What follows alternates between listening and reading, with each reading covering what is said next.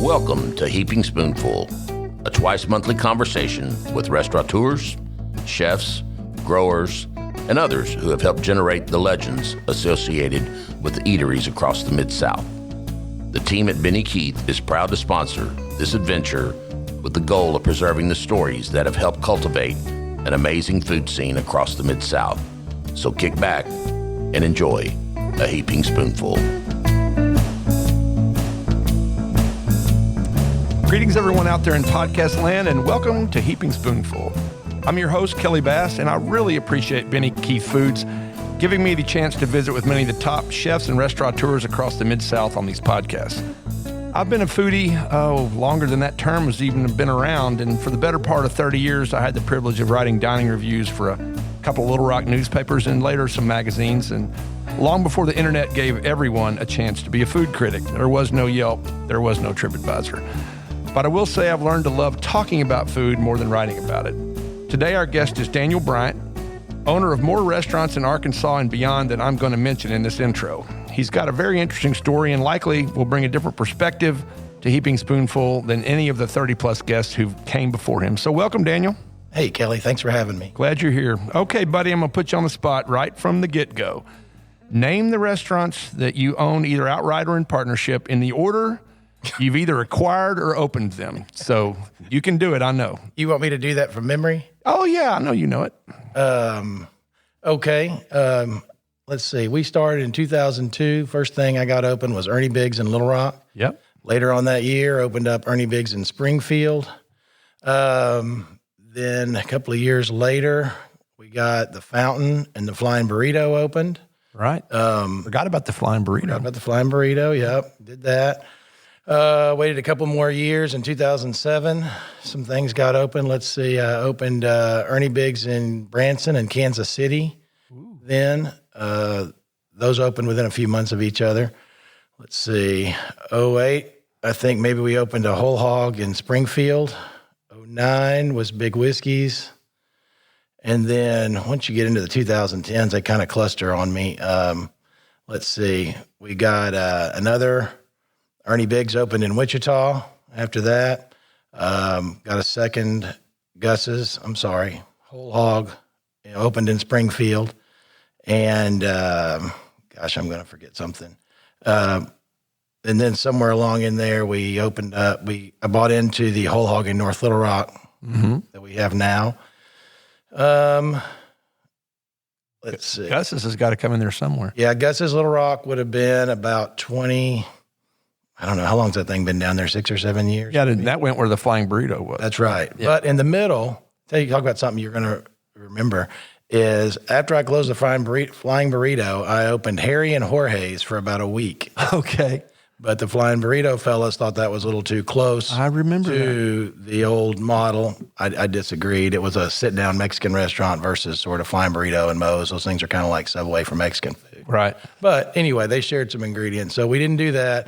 Then I had met some guys from, I wish I could remember the little town in Louisiana. Oh, the Cajun place. And I opened up a place called Red Bones, named after my dad's dog. And I love that place. It's really funny that you say that. It's the least successful thing I've ever done, and I was more proud of the food that was coming out of there, the alligator mock, and the, there was just some really good stuff. And I think the guy who was cooking it had been like a Navy cook or something? But all of them cooked on those oil rigs. Yeah, okay. So they were way off the coast out there. Offshore, that and they would come in, and they're doing that again. But it was Ken and his son, and they'd tell you they were just good old Cajun boys, and they like to cook, and they like to drink after they got done cooking. Yeah, they like to drink while they were cooking. We had a good time. It was open for about a year, and then I met Wendy, and then some friends of mine, Carter Malloy and Will Slaybaugh, had been chasing down Gus's. Right. For a little while to get that done. And I think they were kind of like the dog that caught the car. And they realized, well, hold on, we both work at Stevens. We're both smart guys, but who's going to run this restaurant? Right. And so I was going to assist there with Carter's wife, Jenny, who's extremely capable. And then as soon as we got it open, they decided to move to San Francisco. Well, so anyway, that's how that goes. Well, and we'll talk more about Gus's in a little bit. For those who don't know, it's acclaimed and famous chicken place that started in Memphis and has a couple locations in Memphis and now has a lot more. We'll talk about that in a little bit. Sure. But again, you know, unlike many, if not most of the guests on Heaping Spoonful, you didn't grow up saying, oh, I'm going to be in the restaurant business someday, and you're not a chef. In fact, your entree in the restaurant business, or actually the bar business with Ernie Biggs, that came as offshoot of some real estate dealings that you were doing, in Fayetteville? Right. So, I was kind of flipping houses and doing a little bit of that stuff before that kind of got to be a big thing on TV, before there was even probably an HG channel. Right. I always tell people that I just gave the wrong guy some money. It's how I got into the bar business, and that was Ernie Biggs. And so we came down here to fix that, and I told everybody in Fayetteville, we're going to go sort this out. I'll be back in a year. And you never went back? It was 2002. Yeah. And so, but you started doing some of the real estate and the house flipping stuff. Were you still a student at that point in time? Well, that's funny. Quote unquote student? Yeah, that's right. So I went to, like a lot of people, I kind of started taking some college classes my senior year in high school in Russellville, where Arkansas Tech is. Right. So after I did that, I was off to probably had half a semester in or half a year in when I got started. I went for 2 full years. So in 2 years, I was 2.5 years in, right? Then I went to Fayetteville, and I spent the next 10 years trying to get that other year and a half. You're not alone in that, my friend. No, Fayetteville has its way of grabbing hold. I have enough college hours to have 2 full degrees, and I'm 9 hours short of any one of them. Okay. So, yeah. But you got in some real estate or some houses. I did. It was around the university. It was pretty easy. And Fayetteville was hot. You could buy something, and it really wasn't smart. It didn't take any special intelligence before you could get it closed. Somebody'd offer you more money than you paid for it. So sure. It was. That's cool. So you came down here to try to make sure Ernie Biggs was doing okay. And again, not, like you said, not even intending really to get into that business. Looking back on Ernie Biggs, because you have sold it since, we'll talk about that too. What did you learn from that has helped you? The Ernie Biggs aspect? Yeah, just from, watching how that thing went. And the first thing you learn is, we've all done it. You go into business with friends, especially when you're younger, and you've got older people trying to tell you to get your paperwork right and get a lawyer involved. And you don't like to do that when you're younger. People say, we don't need that. And then you learn that you got to plan for the worst. And so that was a good experience to try to go through that. And I wouldn't say that I fully learned it there, but that would be the big lesson. Right. But that place, when it was hot, it was hot. Oh, yeah. From a business side of it, the bar business is, in my opinion, it's a lot easier than the restaurant business. The margins are a lot better. Mm-hmm. Things don't go bad. Right. Your beer, so you don't have to worry about your waste and your spoilage and your timing. So, Ernie Biggs was doing a lot of business for a lot of years. It was the most profitable thing. Probably a decade that we had going out of anything. Was Ernie Biggs an original concept that you recreated in those other cities, or was it a part of a little chain itself? No, what happened was I was hanging out a lot with Grubb of Grubb's at the time. We were all hanging out at Grubb's in Fayetteville. We were younger. And a couple guys came in, including Grubb, and said, we want to put a piano bar in Little Rock because Willie D's had put one in Fayetteville. Yeah. Well, unbeknownst to any of us, Willie D's also wanted to put one in Little Rock. Oh, wow. And so I think my best recollection is they heard we were heading down there, and they said, well, they were the piano bar guys and the only one in Arkansas, in Fayetteville. And then they hustled on down here, and we were both looking for buildings at the same time, and we both rented right across the street from each other. And next thing you know, Little Rock's got 2 piano bars. Right. You had dueling pianos at dueling piano bars. So it's a quadplex. Right. Well, you a lot of, again, what you've done is hook on with some proven brands. Gus is famous fried chicken. It's a Memphis legend. And then Whole Hog Barbecue is the most popular barbecue in Little Rock and probably well beyond Little Rock now. And Big Whiskey, I know it's a smaller chain, but it was a proven concept in Springfield. So talk a little bit, like you said, with Gus's, the folks who wanted to do it, like you said, the dog caught the car, and all of a sudden they're going like, I need some help. But again, unlike the 2 places you had there before, people in Little Rock, and I'm sure other places, when they've traveled to Memphis and eaten into Gus's, or they've gone somewhere. I mean, it even happened with Cheddar's of all places. People went to Dallas and ate at a Cheddar's. They opened a Cheddar's in Little Rock and it blows up. Sure. I mean, I'm sure Gus's pretty much blew up from the day that you opened it. It was, and it was crazy. I wasn't really ready for it, and we weren't. And I was in Memphis. People go there; it's almost like a social event. They'll hang around outside. They will wait an hour to get a seat or more. You know, nobody wants to have a 2.5 hour lunch in Little Rock at your Gus's. They don't care how good it is. People were calling stuff in. We were trying to get it out as fast as we could. I had never really seen anything like that. So, excuse me. I think, that first week, because the expectations are so high when people have been over, they were so excited about it that, we just couldn't keep up. And so at that point, since then, obviously we've corrected all of that and rearranged some things, added some fryers and some capacity. But yeah, it was a little intimidating. And that's one that hung in there very strongly during the pandemic too, right? I mean, it because you got a great to-go business, and we are up. We probably had a busier week last week than we had maybe the year before the pandemic. Yeah.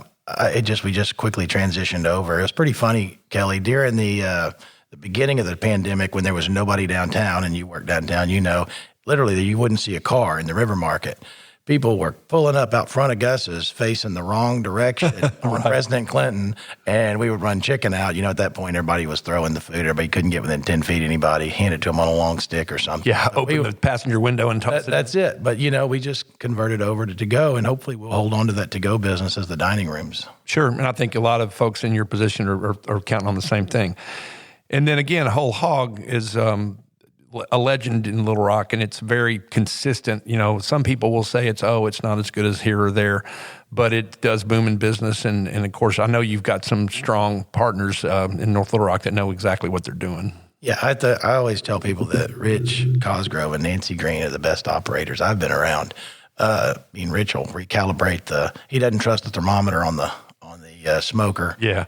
He's in there doing his weekly yields on his butts and making sure that, the food that we get in is what it says on the box. He's just super thorough. I'm fortunate. Well, again, you got a lot of places to say grace over, so knowing you don't have to worry about that one has got to be comforting for sure. And then, absolutely, again, I go way back in the Little Rock restaurant scene, and where Big Whiskey sits at the corner there of East Markham and in Cumberland, or La Harpe, I guess, on the other side.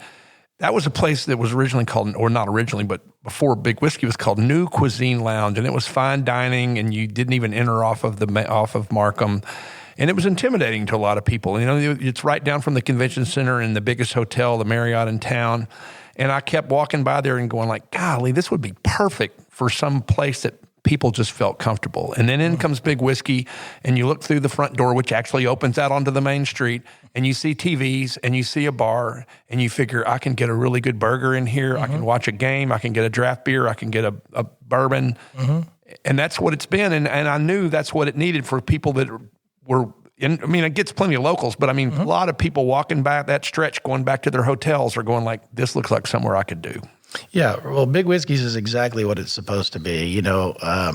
It's not supposed to be a trendy kind of place where it's going to change its appearance or it's going to kind of follow a lot of unusual new food trends. Like you said, we have a lot of hotels, probably the highest, I guess, isn't it the highest concentration of hotels in Arkansas? Oh, sure. Right. Easily. Yeah, within a 3-block radius. So, and then we've got, all the business folks coming through then. So a lot of transient traffic. And then, of course, when we would have games here, all of the away people come in. So for better or worse, Big Whiskey's becomes headquarters oftentimes for the away team. Right. And so we want that menu to be, to be diverse. And so when families come in, we get a lot of families down here during those times where somebody can get something like traditional, like nachos and, mozzarella sticks and a burger and, all that kind of thing. So that's exactly the thought behind it. Yeah. And, but again, I know that it's not just completely standard issue food. I mean, y'all buy good cuts of meat and make nice steaks. And yeah, we do. We hand cut our steaks.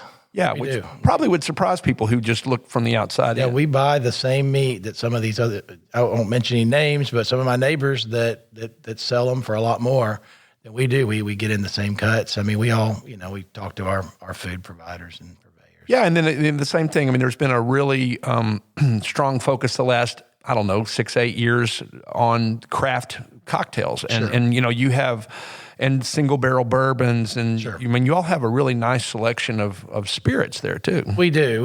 And matter of fact, we've kind of started cutting back a little bit on the. When we first opened, there were I think 40 televisions in there. It's a little distracting, and it's hard to convince people that, hey, look, there's some good food here. This isn't anything, chicken wings and nachos. Come by here, and we've upped our salad game and that kind of thing. And so now we're sort of in a transition where we think we can fill a nice roll downtown somewhere between your higher end Sonny's and Cash and some of your other bars down there that serve really good food. But so we're trying to slide in there. That's a good middle ground. Yeah, again, if you want a decent, because again, we got a lot of great places to get it, super chicken fingers or That's right. I said nachos or stuff. Back to Gus's for a minute, and you may or may not know the answer to this question. Just in doing my exhaustive research for Heaping Spoonful, I got on their website. There's 32 Gus's now. There's like 3 or 4 in California. That's right. And do you have any sense in the grand scheme of 32, the one you opened there on President Clinton Avenue, if that was number 3, 5, 8, 12? I mean, do you know where it was? Where it fell? Number 1. Well, Gus's in Memphis was number 1. Well, but number 1 outside of Memphis. The story, and you could do a whole episode on Gus's alone. Okay. But when Wendy worked with the family for 10 or 12 years there, and then at some point there she had opened Front Street. Then she bought the Bonners out. They stayed in. There was some, I don't know the details of that deal to a certain extent, but anyway. Because she was going to start opening up some Gus's. So once she got all that done in that transaction, just real quickly, what had happened when Will and Carter approached the family, Wendy was also speaking to the family. And she said, look, fellas, why don't you let me handle all this? And when this is done, I promise I won't forget about you guys in Little Rock. And sure enough, she stood by her word and came back, and she got all that worked out with them, got them paid, came back, said, I'm now the owner of this, you could be my first official franchisee. Oh, so, cool. Yes, there were other restaurants. But yeah, the ones in Memphis, but we were the first one outside, and they've obviously done extremely well with it. And it's a great concept. My favorite thing there, and I'm just this kind of guy, is the wings. And I've told you before, if you go to, let's just say Hooters, and you say there's 10 wings, well, it's really 5 wings without the tips cut into half. Right. You get 10 wings at Gus's, you get 30 pieces. Now, 10 of them are tips, but I still kind of get a little nibble off the tip. That's right. So, yeah, it's a whole wing, and that's just the way wings are meant to be. So, I just think that's great. And, all right, well, I'll tell you what, I appreciate the conversation. We're going to keep it going here in a minute. Everybody, we're going to take a short break here on Heaping Spoonful. We'll be back in just a bit with Daniel Bryant. I hope you're enjoying this episode of Heaping Spoonful. We at Benny Keith Foods enjoy talking about the food scene almost as much as we enjoy providing the top quality ingredients that help restaurateurs and chefs across the Mid-South create their magic. Now let's dive even deeper into the culinary world with your host, Kelly Bass. All right, everyone, welcome back to Heaping Spoonful. Our guest today is Daniel Bryant, owner of a string of restaurants and bars, many of which are among the most popular in Central Arkansas. But before the break, we talked about a few of your holdings. Now let's talk about Hill Station. It's perhaps my favorite place in town these days, and you know that because you see me there regularly. It's on an iconic corner in the really cool Hillcrest neighborhood of Little Rock, incorporated into the site that for decades was Helmich's, which was a gas station and garage. And again, I remember at the time, and I went back and read about it, there were people that were concerned. Here we got, maybe the most visible, high-profile corner in a really historic, fun, bohemian neighborhood. And a lot of folks there were worried about how that whole development was going to go. They'd had some bad experiences with people wiping 2 houses out and putting McMansion up. And there were some concerns about how that would be, what was it going to take to convert Helmich's gas station into Hill Station. So talk folks through that process, because I think it played out over at least 3 years as you worked it. 2016 to 2019, from the time we sat over at Milo's looking at the lot, trying to figure out, what exactly we wanted to do, and to the time we opened. Yeah, and you had plenty of input from concerned and interested people. We did. But it ended up it ended up being enthusiastically in favor. So talk about the challenges of converting that structure, what you kept, what you didn't keep, the house behind it. There was just quite a few things, and how you ended up, I mean, you had to be obviously planning that huge outside space before you knew there was going to be a global pandemic. Sure. Well, so like we've talked about before, timing is so important and everything. And that project had just come on the heels of some recent teardowns in Hillcrest, which I live in and I work in, and the fountain is there, and so we've got businesses there, and so that's our neighborhood. We're well aware of that. I'm on the Merchants Association. I go to my HRA meetings, so it was a hot topic, and we were not 100% sure that we were going to be able to not tear the house down behind it, and we needed the space to do that project. We wanted to blend the two together. Sure. We thought that we were going to be able to relocate it, but over-promising and under-delivering is not a very good recipe for making friends and neighbors. So we couldn't go and tell people that. So we had to, I went to the neighborhood association and sat there. Normally those meetings last for about an hour. I took questions for 2 hours or more alone just on this topic.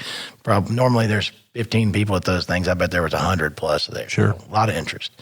And, anyway, fast forward, the story is that we were able to get that. A friend of mine's a builder in that neighborhood, a guy named Steve Gardner. He does a really good job. He took that house and relocated it to Van Buren Street. It is now a beautiful house. A couple from Austin's bought it. And Cool. It's a neat story, and it's still a contributing structure, if anybody knows what that means, towards our historic tax credits. So it ended up being a good story. But, it definitely, and it's tough when you've got people who see each other, know each other, kind of on separate sides of a topic. But I put it to a vote, and we were 8-1. And the one woman that voted against us, a very good friend of mine, I heckle her every time she comes. But she comes. She's very glad she did, though. Yeah. But you incorporated, you see signage, you see other things to let you know that you're at the site of a former gas station. That's right. And I like the fact that you said convert, because that's really what we did. That gas station, or service station, I should say, is still there. Everything, you can't really see. A lot of you go down to the front on the east side, mm-hmm. You can see it where the soda fountain is on kind of the family side, the ice cream and all that. But if you come around to the yard side, you would have to kind of look at it to sort of see what's tucked in there behind the canopy. Yeah, well, I shop at the Kroger that's basically across the street from you, so I'm buzzing by there even when I'm not there myself. And clearly with the weather, we're recording this late March of 2021, and it's spring break week, and some people are traveling, but the weather's nice, and that's probably the most popular place to hang out for sure. And again, so did you all always have in mind that much outdoor space? Because you do have heaters, but it's not going to probably be relevant in January 15th. We had a pergola structure. There used to be a fire station on that property in the 20s, and we tried to be so sort of historically appreciative of what had been there, that there was sort of an outcropping or a pergola on the fire station, which we have pictures of inside. And we thought about bringing that out on the side, and I'll give Doug a lot of credit for that. He kept trimming that yard. Trimming the building back. So I would say at one point the yard was maybe as much as 12 to 16 feet further out, more covered outdoor area. Right. Mm-hmm. And man, plus we really wanted to get those trees in. Yeah. And so the trees are magnificent. So we just, for various reasons, needed more room. And of course, it just worked out perfectly. And Doug is Doug Martin? That's right. Yeah, who was, I guess, the owner of the land. Mm-hmm. That's right. Yeah, who I've known. Doug wouldn't happen without Doug. There's no ifs, ands, or buts. Well, I'll just throw this in just because I can. His mother used to work for my father when my dad was a CPA. I see. And Doug was going to Vanderbilt and played wide receiver at Vanderbilt. Yep. And I watched him play in a bowl game. Vanderbilt rarely got to bowl games and still rarely gets to bowl games. And I think the final score was Vanderbilt 6, Texas Tech 6, and it was the most boring football game that's ever been played. But I still see Doug now and then and remind him, and I think he got me an autographed football. So anyway, right. Got a soft spot in my heart for him. And he's also a world-class swimmer from being that kid up. Anyway, he is. I'm getting off topic. Well, I find it interesting that, on President Clinton Avenue, before you sold Ernie Biggs, you got Gus's, Ernie Biggs, and Big Whiskey. And even with my tired old arm, I could throw a rock from any of those three and hit the other one. Right. And then in Hillcrest now, you've got Hill Station, and then catty corner from Hill Station is Ham, Hillcrest Artisan Meats. And then a few doors down is the fountain. That's right. So you're all in one area too. Talk a little bit about Ham and talk about the fountain, because they're very different than anything we've talked about so far. Right. So before I do that, let me tell you, The way I got into so many of these things is I literally just liked the product and went and talked to the owners and said, I'd like to open up one of these. And so for me, it was something that I wanted to be a part of. And then also, you're just mentioning the geographic proximity of each of them to one another. I don't want to be driving all over town. Right. I don't like it. I did a lot of that when we were expanding and in growth mode, and I'm sure we'll talk about that later. I've told you I'm going the opposite direction now. Somehow going to Wichita didn't bother me as much as going to West Little Rock. Yeah, right. So putting that stuff, my office was above Gusano's for 10 or 15 years, and everything I needed was right there. I got out of my driveway every day. I'd turn left and head downtown, and now I do have Gus's and Whiskey's down there, but now I kind of go right. Yeah. And come up, yeah. So talk about Ham and the Fountain. So they're two very different places. The Fountain, again, along those same lines of just doing something that we wanted to do. At the time, I had a partner, another guy, a childhood friend of mine. We opened that up so we'd have a place to watch football games on Sundays. Mm-hmm. That was it. That's the reason the Fountain exists. We wanted a place to hang out. And it eventually, I remember sitting at the bar at the Fountain in the window so that Brett and I could make it look like there were people in there so somebody else would stop in and kind of get going. And a few months later, it was so busy, we couldn't get seats anymore. So I quit going there. And it's basically a beer bar kind of place. It's a neighborhood bar. It has actually had pretty good wine the last time I was there. Yep. It's modeled after a place called Tables and Ale in Fayetteville that we used to hang out at and my wife worked at for a long time. And all they had was beer. They didn't really have any wine. It was just beer. And so I remember coming here and telling people that I'm going to open up a place. And they'd say, well, tell me about it. And I'd say, well, we're going to have beer, but I'm going to have some wine too. And they'd say, well, what kind of liquor? And I'd say, no liquor. What kind of food? No food. Yeah. And I have a good friend that he still brings it up every time I see him. He looked at me dead now. He goes, never work. It'll never work.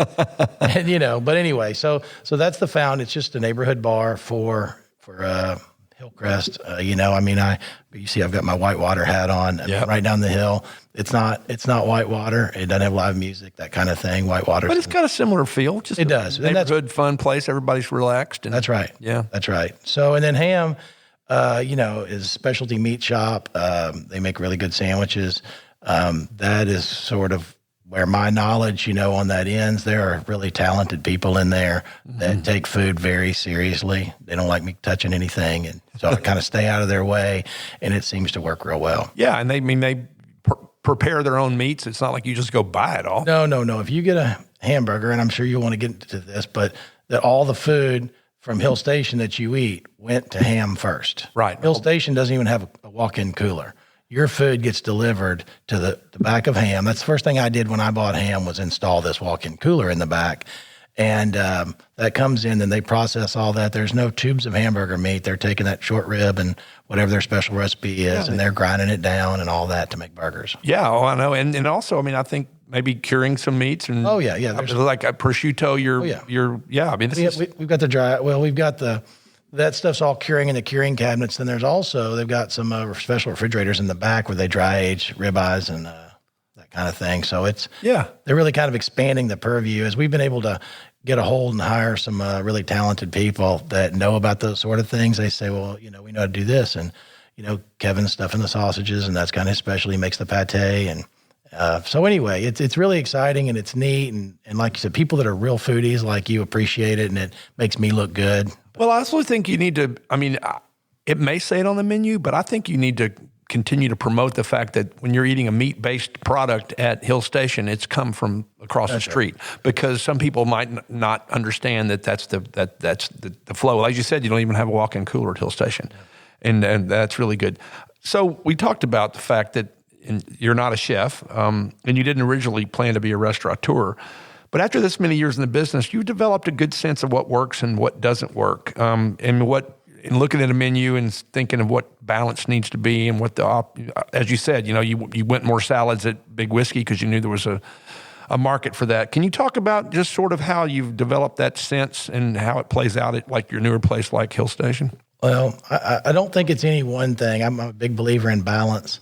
And if you're going to open something up, I think it needs to be a good part, something that you like, that you believe in, that you think will work, but then also an equal part, what would other people like? I think I see restaurants fail and You mentioned one earlier that was a high-end place, and I don't know what happened, but I assume somebody went to a much larger city and had a great meal and said, this would be awesome, let's put this in Little Rock.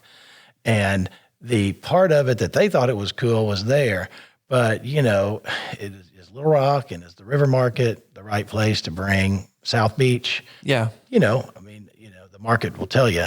But for me, when I bought Big Whiskeys, I had gone to when I bought that space, which, by the way, it was Villa Rouge for about 6 months after. Oh, there was. You remember that? The red bicycle? It Yes, was the same I guy. do. Yeah, I just know that you're in. And it was Cafe St. Moritz before Right, it was that's ever, right. And that was a legendary place. That's Anyway. right. So when I took that over, same thing. I went to Ernie Biggs in Springfield. When I would go there, I would eat lunch at Big Whiskeys, and I said, "Boy, this place is great. Everybody loves it. We should have one of these in Little Rock." And it's a little bit more everyman. And so then I married those two down there. So anyway, to answer your question, I think those are the two important things. Just what do I want? What do I like? What can I believe in?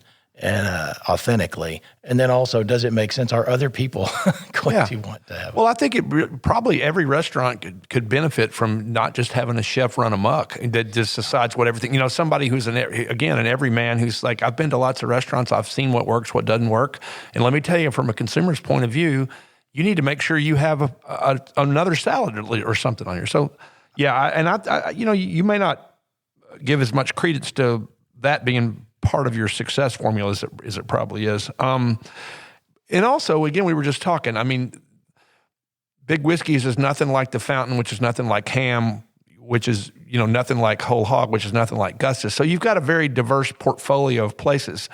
Did it just happen that way, or was that intentional? And what benefits do you see from that approach? So it was absolutely intentional. Because I like to get along. Swimming upstream, I'm too old for that. And so that was come along. I would never want to upset anyone that I was in business with, both from a franchisee standpoint or from a partner standpoint, to feel that something that I was doing was cannibalizing from something else. Because a lot of them I owned by myself. A lot of them I'd have a partner on, even if it was a small partner, you buddied, right. Hey, can I get 20% of that?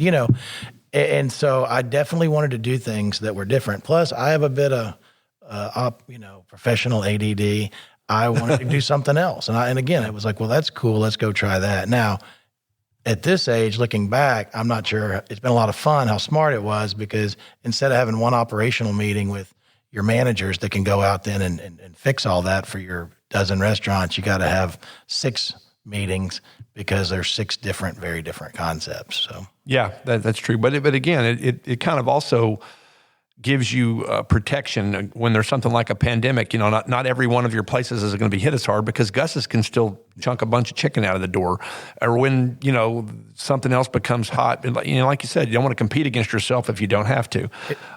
So I remember I watched a Downtown Little Rock partnership video that you were featured on the Downtown Spotlight. And I watched it again the other day, and you said, I think you were involved in 16 restaurants, and now that number is 11. And I think you mentioned on there that, you got more kids now. We all get older by the minute, and sure. Going to Wichita or to Kansas City to make sure your stuff's okay may not be what you want to do. So do you see yourself going up, down, staying the same from this point, or have you? So I've been a part of and owned, 20 between 20 and 25 overall things that have closed. Some that I mentioned, some that I haven't.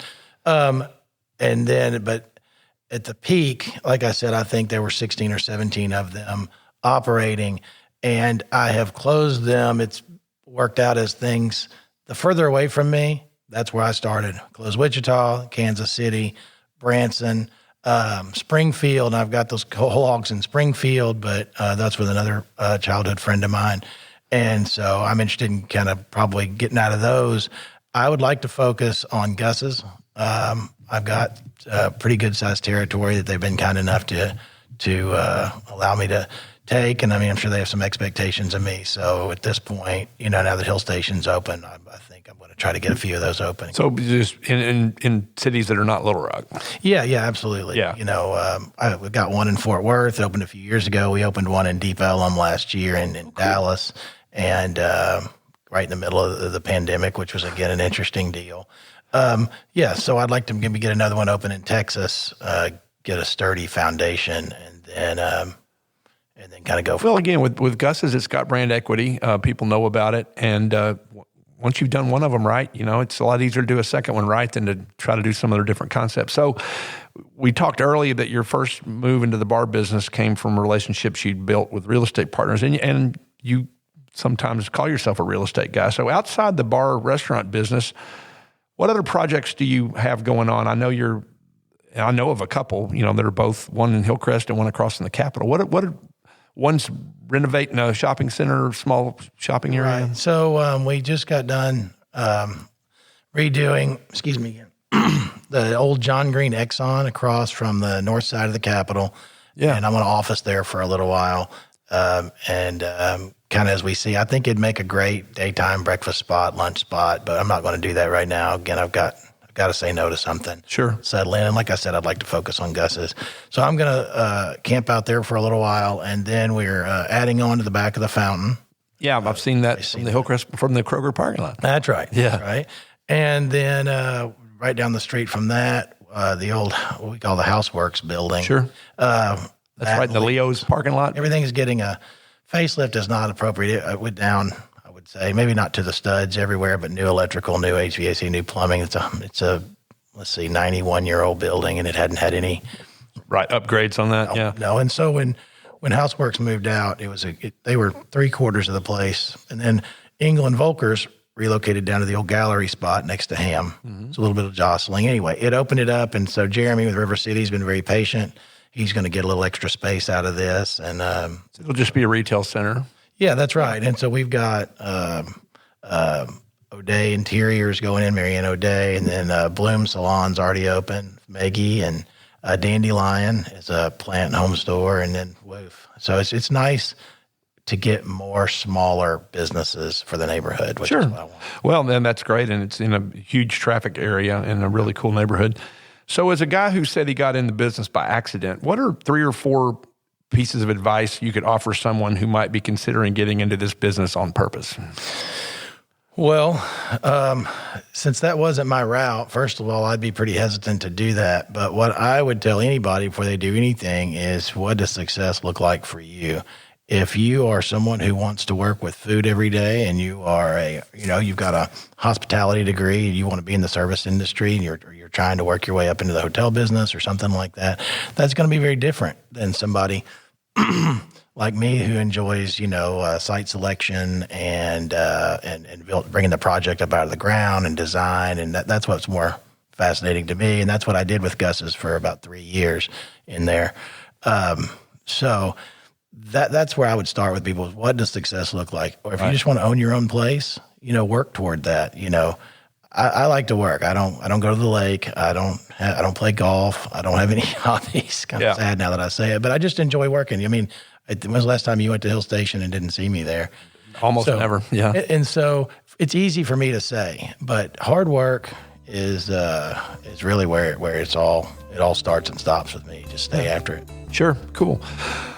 Well, listen, Daniel, I really appreciate you taking time to be the guest today on Heaping Spoonful. Good luck in all you do. Like many who keep a close eye and I guess a close mouth on the Little Rock dining scene, we'll see if something comes next. And until then, or if not, then we'll continue to enjoy all you've offered us so far. And I appreciate all the listeners out there in podcast land. Thanks for tuning in to Heaping Spoonful. We post new episodes the first and third Tuesday of each month. So please keep an eye and ear out for them. Thanks, everybody. We hope you enjoyed this episode of Heaping Spoonful. On behalf of all of us at Benny Keith Foods, Mid-South Division, please know how much we love connecting you with the legends of the culinary scene and their unique stories. I look forward to the next time we can offer you another Heaping Spoonful.